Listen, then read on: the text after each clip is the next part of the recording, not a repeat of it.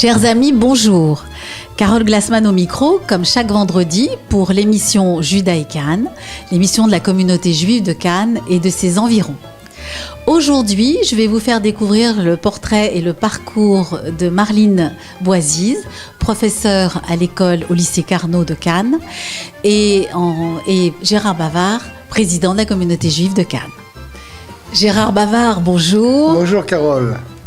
Gérard, vous êtes ici pour nous parler des futures fêtes de Pessah, donc de déroulé du programme, quel est-il, les dates et les horaires des offices.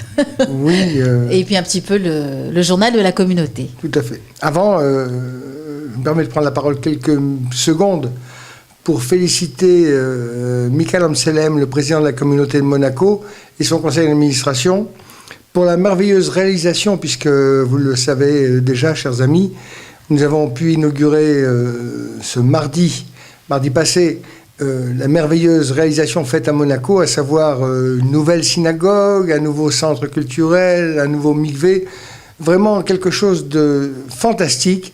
Et je veux remercier et féliciter publiquement notre ami Michael Amselem, le président de Monaco, son conseil d'administration, son rabbin, à qui je souhaite beaucoup de bonnes choses et une grande réussite pour cette belle communauté. Voilà qui est fait, j'ai été de mon petit compliment, mais vraiment c'est sincère, car c'est quelqu'un qui a fait un travail considérable. Sachez-le, les présidents, et en tous les cas les jeunes présidents, font des choses remarquables, en tous les cas dans notre région. Nous allons l'inviter prochainement alors sur Juda et Cannes. Avec plaisir, je suis sûr qu'il se fera un plaisir de répondre à vos questions. Bien, on a conclu cette semaine, ce mercredi, on a conclu les repas des enfants ce mercredi, puisque maintenant, on va arriver aux fêtes de Pessah et donc on va suspendre les repas jusqu'à la reprise des activités scolaires et des activités après Pessah. Donc nos jeunes amis vont avoir quelques jours de tranquillité en ce qui concerne les repas, mais je pense que c'est un rendez-vous qui va leur manquer pendant cette période d'abstinence.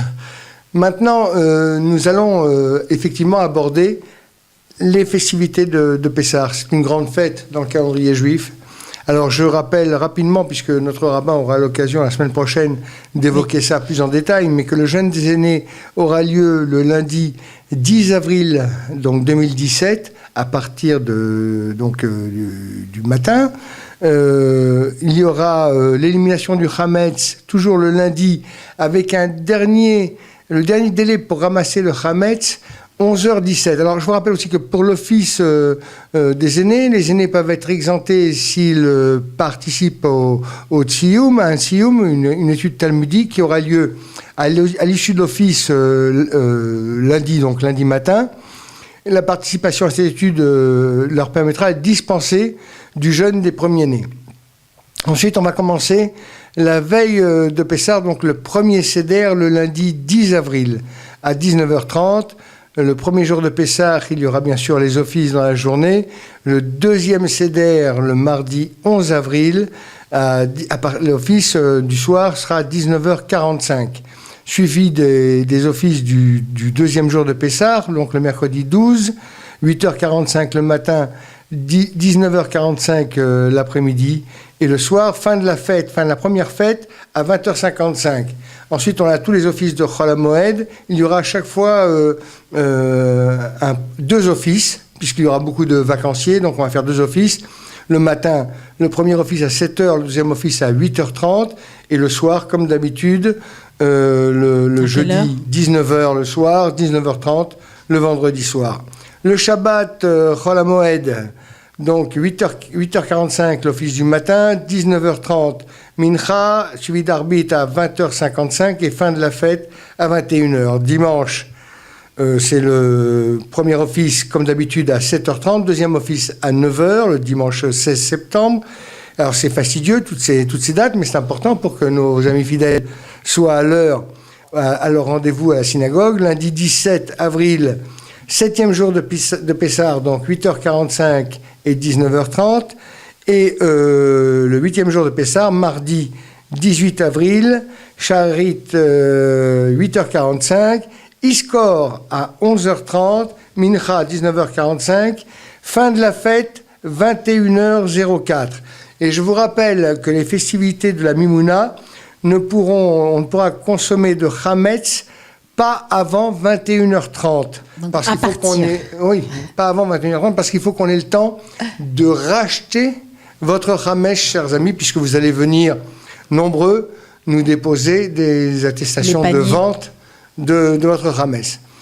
Je voudrais vous rappeler une mitzvah importante pour Pessah, c'est donner un sens à la solidarité juive, un sens pour les nécessiteux. À la mitzvah de la Tzedaka. Alors, je vous invite, chers amis, comme chaque année, à participer au panier de Pessah. Alors, sachez que chez nous, c'est pas un panier alimentaire, parce que la décision a été prise par le Conseil depuis très longtemps, que c'était un peu avilissant de donner un panier alimentaire comme au Restaurant du Cœur. Non, on remet des sommes substantielles aux familles qui sont en difficulté actuellement, ou en fragilité. Et puis aux personnes isolées également en difficulté. Et croyez-moi, il y en a beaucoup. Donc des dons, des chèques à l'ordre de l'ACI. À l'ordre de l'ACI, absolument. Un CERFA vous sera délivré. La valeur du panier est de 50 €.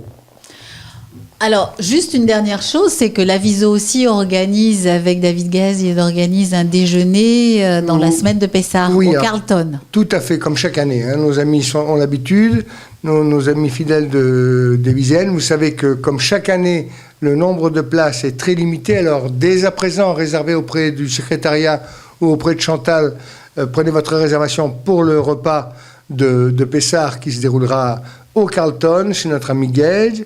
Voilà ce qui est fait. Pour les informations de Pessah, une toute petite et dernière information. Vous savez que l'adhésion, chers amis, est un devoir communautaire. Comme membre de la communauté. Comme membre, bien sûr, qui nous concerne tous. Alors donc, comme chaque année, c'était vrai dans le temps, puisque dans le temps, nous vendions des galettes pour Pessah à la communauté. Les gens en profitaient pour venir payer leurs cotisations. On a arrêté de le faire, mais par contre, on continue à prendre les cotisations. Alors venez rapidement auprès du bureau, prendre vos cotisations pour l'année 2017. Si ce n'est pas déjà fait, bien sûr. Voilà, bien sûr, un CERFA vous sera délivré pour toutes vos cotisations. Voilà, chers amis, si je ne vous ai pas, parce que la semaine prochaine, je pense que ce sera notre rabbin qui sera à votre micro. David Moyal au micro. David Moyal, donc je vous souhaite par anticipation d'excellentes fêtes de Pessah. Pessah Kacher Vesaméar pour nous tous et en paix. Merci. En paix, et de se réunir en famille avec les proches que nous aimons. Merci de la fidélité de tous nos auditeurs pour Judaïkan. Merci à vous, Gérard, et Shabbat Shalom à tous. Shabbat Shalom. Au revoir. Dans quelques instants, nous retrouvons Marlene Boisis, notre seconde invitée. Vous écoutez Judaïkan sur Radio Shalom Nitsan. En cette seconde partie, je vous présente Marlene Boisis. Marlene, bonjour. Bonjour Carole. Tout d'abord, merci d'avoir répondu présente pour cette invitation qui change un petit peu de vos habitudes de professeur professeur à l'école au lycée Carnot de Cannes. Donc, j'ai tenu à vous inviter pour votre témoignage en tant que professeur et de votre histoire, d'où vous venez, parce que vous avez un itinéraire très intéressant et très original. Donc, qui êtes-vous, Marlene Boisis? Effectivement, l'itinéraire est original. J'ai grandi en Iran, mais je ne suis pas iranienne et je ne suis pas née en Iran. Donc, je vais vous raconter un peu l'histoire de mes parents, comment on a pu arriver dans ce pays qui était autrefois la Perse. Alors, ma mère est originaire de Fès, au Maroc. Elle a grandi au Maroc, elle est allée dans les petites classes, elle est allée au lycée français. Et comme c'était pendant la guerre, elle a souffert de discrimination. Un jour, on leur a dit, on les a sortis des rangs à la rentrée, et on leur a dit, en tant que juif, votre place n'est pas ici. Donc, elle s'était dit qu'elle voudrait une fois partir du Maroc et ne plus retourner dans ce genre d'école. Mon père, lui, est originaire de Beyrouth, au Liban. Et en ce temps-là, tous les deux ont fréquenté l'ENIO, c'est-à-dire l'école normale israélite orientale à Paris, qui a été créée en février 1880. L'objet de l'ENIO, c'était d'émanciper les Juifs du monde entier, essentiellement dans les pays d'Afrique du Nord et au Moyen-Orient. Donc, les bons élèves étaient des différentes écoles étaient recrutés. Ils allaient à Paris, ils étaient reçus à Paris, ils faisaient là-bas 4 années d'études, donc à partir de la seconde, et ils devenaient instituteurs. À ce moment-là, ils retournaient dans leur pays d'origine pour développer la culture française, répandre la culture française et former les Juifs. Donc vos parents étaient enseignants? Donc mes parents tous les deux, en ce temps-là, ils avaient 16 ans. Oui. Et ils étaient élèves, l'un au Maroc et l'autre au Liban, mes parents, 2 ans d'écart. Et donc, comme c'était de bons élèves, on est venu les chercher pour leur demander d'aller à Legno. Et c'est comme ça qu'ils se sont rencontrés?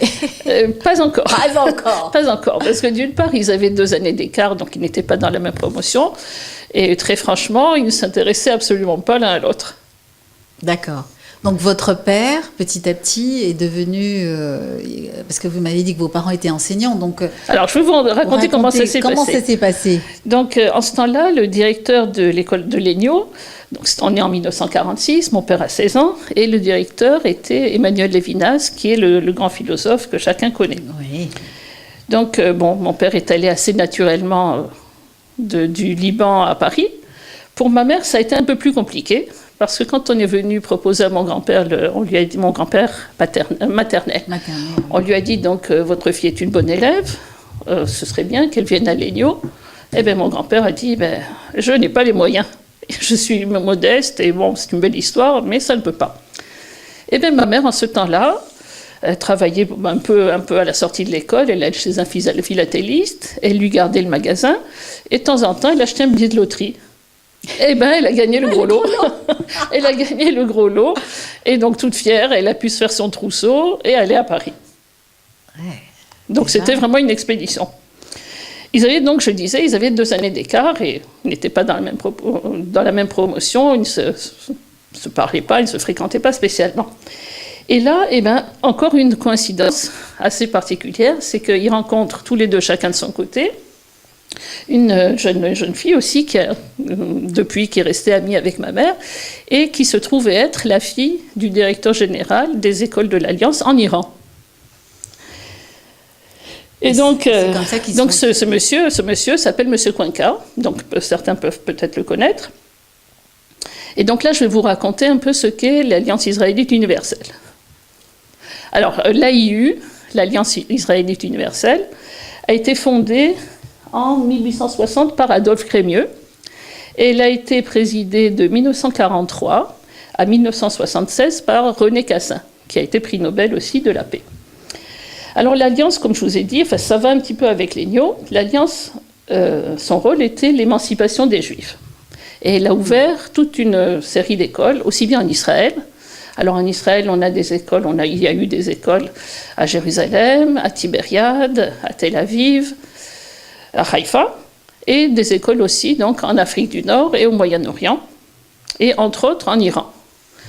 Donc la première école de l'Alliance a été ouverte en Iran en 1898, et ensuite, en 1900, une école a été ouverte à Hamadan, et en 1901, à Ispahan, où mes parents ont travaillé justement à Hamadan et en Iran. Et c'est là où vous avez vécu, étudié, et justement... vous avez appris à vivre avec ces différentes cultures, voilà. Parce que dans un pays musulman, en tant que juive, c'était assez particulier. Voilà, c'est un pays musulman, mais il y avait une belle communauté juive. C'est une des plus vieilles communautés juives d'Iran, puisque cette communauté date du premier exil de la première diaspora des Juifs à Babylone. Et quand, quelques années plus tard, Cyrus le Grand, qui est un grand roi perse, a permis aux Juifs de retourner à Jérusalem, il y a un certain nombre de gens qui ne sont pas retournés, de Juifs qui sont restés en Iran et qui ont fondé cette communauté iranienne. Donc jusqu'à là, vous savez qu'il y a eu la révolution iranienne, la révolution islamique en 1979, après le régime monarchique du Shah, le Shah d'Iran, Mohammad Reza Pahlavi. Et bien jusqu'en 1979, il y avait 85 000 Juifs en Iran.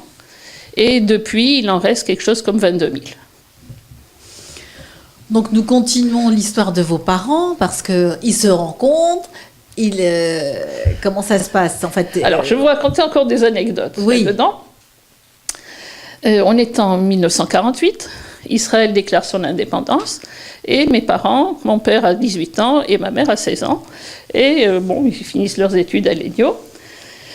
Alors, 1848, déclaration d'indépendance, seulement des Palestiniens vont au Liban et bombardent l'école où mon père devait retourner enseigner. Donc, résultat, il ne peut pas faire sa rentrée et il ne retourne pas au Liban. Que faire? Comme il connaissait cette jeune fille, comme ça, on lui propose d'aller travailler en Iran. Il se dit, pourquoi pas, voilà, c'est un poste, il va là-bas. Ma mère passe encore 2 ans, puisqu'elle a 2 ans de moins, elle passe encore 2 ans à Paris. Elle n'avait vraiment pas envie du tout de retourner au Maroc. Et cette Colette Cuenca, elles étaient très très liées. Elle lui dit, mais pourquoi tu ne viendrais pas toi aussi travailler en Iran? En Iran. Donc elle va en Iran en 1952. Et elle a même habité chez la famille Cuenca. Et cette famille avait 4 filles. Et ils étaient tous très amis avec ceux qui sont devenus, qui sont mariés, qui sont mes parents. Et à l'époque, ils étaient tellement liés que tout le monde croyait que cette famille avait 5 filles et un garçon. Au point que plus tard, quand ils se sont mariés, ils se sont dit, mais enfin, c'est pas possible, ils sont frères et sœurs, ou alors le garçon, il doit être d'un autre lit. Enfin, ça paraissait assez amusant aux gens. Et bien, cette Colette se fiance, mais ma mère et elle ont tout fait en même temps. Elles se sont fiancées en même temps, elles ont eu leurs enfants en même temps, elles se mariaient, et elles se sont toujours suivies. Alors, donc, cette se fiance, et quand même, M. Cuenca et l'Alliance recevaient des notables à Téhéran. C'était quand même un milieu connu. Et tous les gens venaient féliciter ce M. Cuenca pour les fiançailles de sa fille. Et qu'est-ce qu'il fait au milieu de tout ça? Il dit, vous voyez ces 2 jeunes, donc mon père et ma mère, qui étaient à l'époque des jeunes gens, il dit, eux aussi se fiancent. Or, eux n'étaient pas du tout, ils n'étaient même pas copains. Mon père avait une copine, donc c'était vraiment pas du tout prévu au programme. Mes parents se disent, mais qu'est-ce qu'on va faire? On ne peut pas raconter à tout le monde que M. Cuenca dit des bêtises, parce que c'était quand même le directeur général. Et ils se disent, c'est pas grave, on va aller à Hamadan, à notre école, et puis ça va être oublié, dans quelques mois ce sera oublié, et on n'en reparlera plus. Ils retournent à Hamadan, puisqu'ils étaient directeurs à Hamadan, et arrivés là-bas, lampions, guirlandes, les directeurs se fiancent, se marient. Donc là, franchement, tout le monde était au courant. Et ils ne pouvaient plus. Ils se sont dit, on va essayer, on va se fréquenter, on va discuter un peu et on va voir si on peut s'entendre. Et finalement, ils se sont entendus. Et donc, ils se sont mariés en 1956. Ils sont restés en Iran, du coup, jusqu'à la révolution iranienne, en 1979. Et donc, c'est comme ça que... vous avez fait vos études, une partie de votre jeune scolarité en Iran. Tout à fait. Pour retourner, à quel moment vous êtes revenu en France? Donc, moi, je suis née au Liban, mais je n'y ai pratiquement pas vécu, quelques semaines, c'est tout.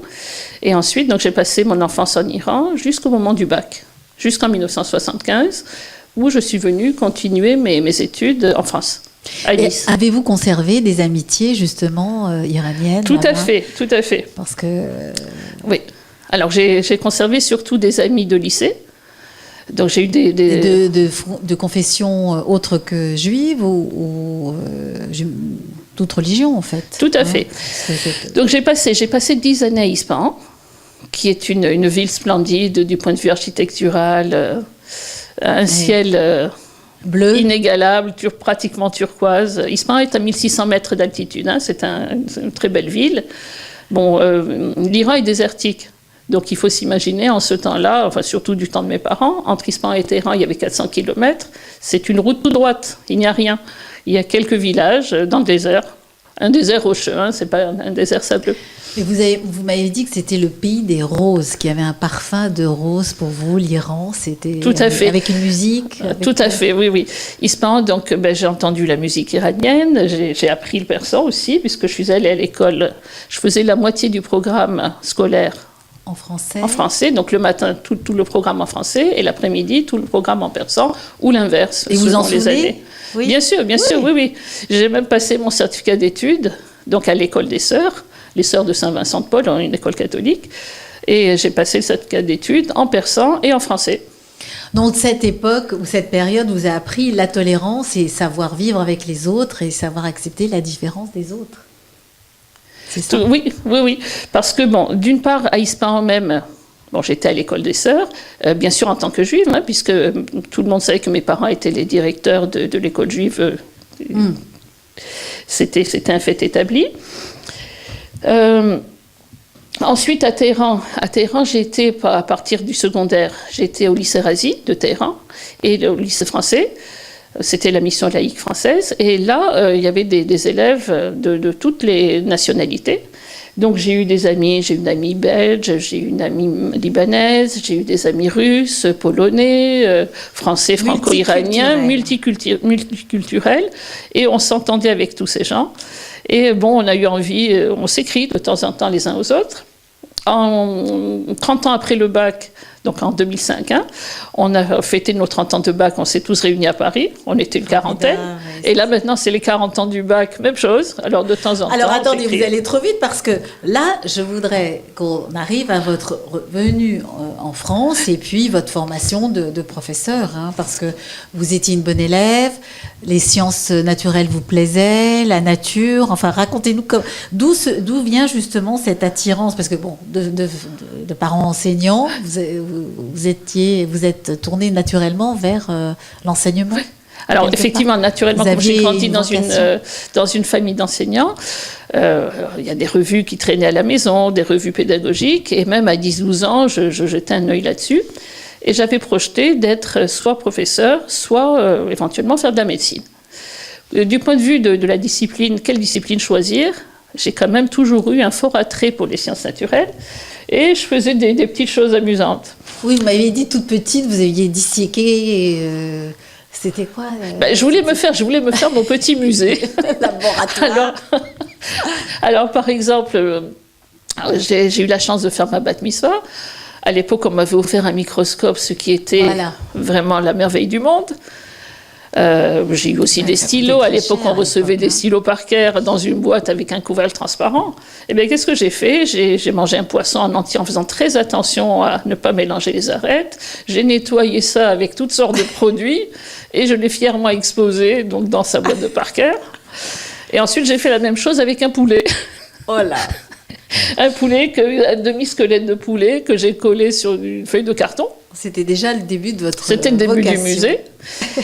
Et par exemple, quand mes parents venaient en France, ils venaient en France régulièrement pour faire des stages d'enseignement, parce qu'ils étaient enseignants français, je leur demandais de me rapporter des petits cadeaux.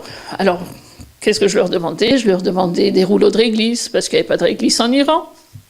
Je leur demandais des feuilles de classeurs roses, bleues, vertes, parce que ça non plus, on n'en trouvait pas à Téhéran. Et puis, bizarrement, quelque chose qui n'intéresserait pas grand enfant, je leur demandais de me rapporter des images Panini, si vous connaissez, c'est des images pour décorer les cahiers. Mais c'est comme ça, parce qu'à l'époque, il n'y avait pas ni Internet, moi, je n'avais pas accès à des bibliothèques là-bas. Donc, ça me permettait d'apprendre les noms des animaux, des fleurs, des papillons, et donc de faire des sciences naturelles. Donc revenons, donc vous suivez votre formation, donc vous faites maths sup, bio au lycée Masséna, école nord maths sup de Fontenay-aux-Roses, et vous avez passé votre agrégation aussi pour devenir professeur de sciences naturelles. Voilà. Parce que maintenant on l'appelle SVT. Alors les sciences naturelles, ça a porté toutes sortes de noms selon les modes. Oui. Ça s'est appelé dans le temps, ça s'appelait sciences naturelles, ou même leçons de choses. C'est devenu sciences naturelles. Après, on a réfléchi, donc c'est devenu biologie expérimentale. Il y a une trentaine d'années, c'était écologie. Alors, et maintenant, c'est devenu sciences de la vie et de la terre. Et on a même un proviseur qui se moquait de nous, qui nous disait, bon, on peut tout mettre pour vous, les sciences nat. Donc c'est sciences de la vie, de la terre et de l'univers. Vaste programme. Vaste programme. Donc... troisième point, votre expérience au lycée Carnot. Vous arrivez au lycée Carnot, donc c'est à peu près en 1986. Et donc, oui, le lycée Carnot dont on a célébré le centenaire il y a 2 ans. Et là, comment vous avez appréhendé, en fait, comment vous avez pris vos fonctions en tant que professeur J'étais au début très très contente. Hein. De toute façon, j'ai toujours aimé ce métier d'enseignante. J'étais très contente de pouvoir avoir un poste fixe au lycée Carnot. Ça fait donc, c'est la 31e rentrée que je fais. J'ai eu quelque chose comme 4000 élèves de différentes de secondes, première et terminale. Et j'ai toujours été contente de leur enseigner les sciences. Et qu'est-ce que ça vous a apporté, justement, d'enseigner? Quelles sont les valeurs que vous voulez laisser, que vous avez enseignées à vos élèves? Parce que vous êtes près de la nature. Aujourd'hui, c'est quand même très actuel. On dit toute l'écologie, la terre, l'eau, le respect de la nature. Le respect mutuel déjà et le respect de la nature. Alors nous avons eu une expérience très intéressante il y a quelques années. En 2010, j'ai une collègue documentaliste qui avait monté un projet qui s'appelait Femmes de Méditerranée, entre tradition et modernité. Et au terme de ce projet, nous avons emmené 13 élèves en Israël, parce qu'elle a choisi un pays de Méditerranée, mais elle a dit, pour une fois je change, je ne prends pas la Grèce ou l'Italie. Donc elle a choisi Israël, et j'étais très contente de pouvoir les accompagner. Et dans ce voyage, on avait 2 élèves musulmans, 2 élèves juifs, des élèves catholiques, et puis des élèves sans religion, ou un peu de tout. Et c'était vraiment une expérience formidable, parce que d'abord, ils ont adoré Israël, ils se sont fort bien entendus. On avait même une élève malvoyante, qui, à Jérusalem, elle avait une aide qui lui expliquait comment se déplacer, etc. Et il devait écrire un carnet de voyage, et elle nous a dit « cette ville sans la pierre ». Donc même si elle ne voyait pas beaucoup, elle a eu des émotions particulières, particulières à Jérusalem. Alors, les valeurs qui vous tiennent à cœur, vous avez dit le respect des autres, le respect de la nature et de la terre. Vous avez dit la citation de Saint-Exupéry, « La terre, ce ne sont pas nos parents qui nous l'ont donnée, ce sont nos enfants qui nous l'ont confiée ». Oui. Est-ce qu'on peut terminer sur ce message justement de respect de cette terre par rapport à aujourd'hui, puisque... Oui, alors c'est tout à fait intégré dans nos programmes. Oui. Il y a de l'écologie, pour expliquer que justement la terre, les ressources de la terre ne sont pas infinis et qu'on doit sérieusement s'en préoccuper. Donc, vous aviez un exemple justement pour tous les déchets, le recyclage des déchets. Oui, tout à fait. Alors on fait venir des intervenants extérieurs. On a eu une personne qui nous a parlé de la biodiversité cette année, de la forêt méditerranéenne. On a eu des personnes du CPIE, Île-de-Lérins. Oui.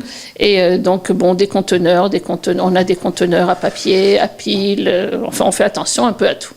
Alors, quel est le message que vous souhaiteriez faire passer à nos amis, nos auditeurs, nos spectateurs, justement, en tant que professeur, expert de la nature? C'est deux dominantes, c'est-à-dire le respect des autres dans leur diversité et le respect des ressources de la terre. Bien. Sur ces bonnes paroles, écoutez Marlene, merci d'avoir répondu et d'avoir été sur ce plateau. Merci à Alexandre Rosenberg pour la technique. Et chers amis, je vous dis à la semaine prochaine avec le rabbin David Moyal pour nous parler des fêtes de Pessah, Passover. Je vous remercie aussi. Merci Marlene, à bientôt. À bientôt. Et portez-vous bien.